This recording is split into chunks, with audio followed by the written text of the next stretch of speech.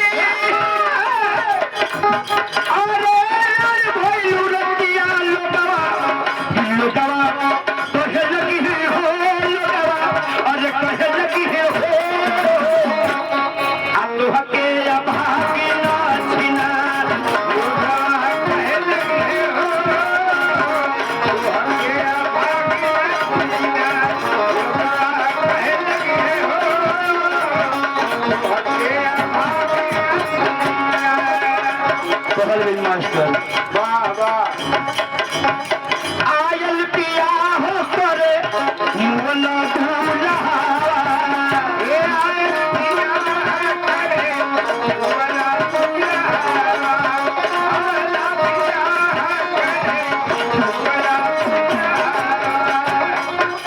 और चौका में गली रे जाला चौका में गली रे जाला लुटावा फूला ओ चौका में गली जाने लुटावा फूला चौका में गली जाने लुटावा फूला चौका में गली रे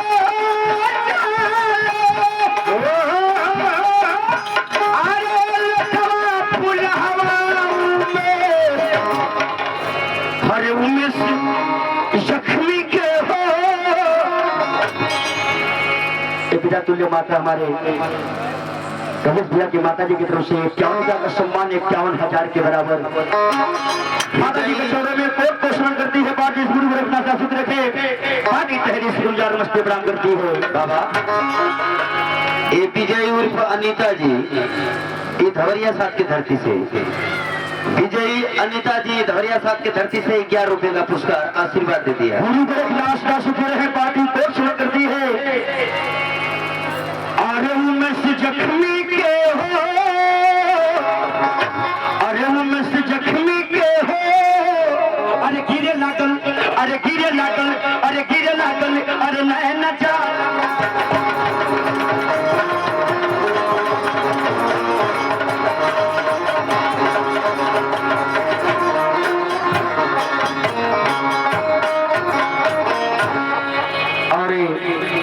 संतलाल भैया के हमारे चाचा की तरफ से बहुत सम्मान छोड़े में कोट कोट समन 700 बार मस्ते प्रणाम गुरु गोरखनाथ का सुखी रखे। जय गुरु गोरखनाथ की जय हो। जय हो यहाँ के पशु प्राणी की जय हो। जय हो दरबार महाराज की यहाँ के पशु प्राणी यहाँ के छेरी बकरी सबकी जय हो। जय हो जय हो हमके अरे दरबारी की जय हो। बेटा अरे बाबा बाबा बाबा सॉरी कैसे पागल हो गया पागल हम ना है पागल खुदे बनौले हवा नहीं जोगी साधु संत हम जाना थे साधु संत लन हवा पुना कौन साधु संत हवा खड़ा बाबा कैसे उफायदा बतावा ये महाराज जबारी तो के तो इसे चिन्हत है मुझे वो 40वां मंदिर है ना ना ना उसी कुटी पे रहता हूँ लेकिन वैसे हवा तू बारी गाँव का नंदू ना